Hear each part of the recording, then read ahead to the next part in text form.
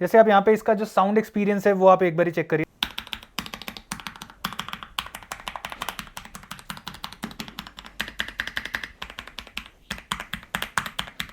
तो आपने ये सुना, मतलब काफी ज्यादा सटल है, ऐसा नहीं लग रहा कि एकदम कान में ऐसे चिक चिक पिक पिक वाली आवाज जो है वो आ रही है।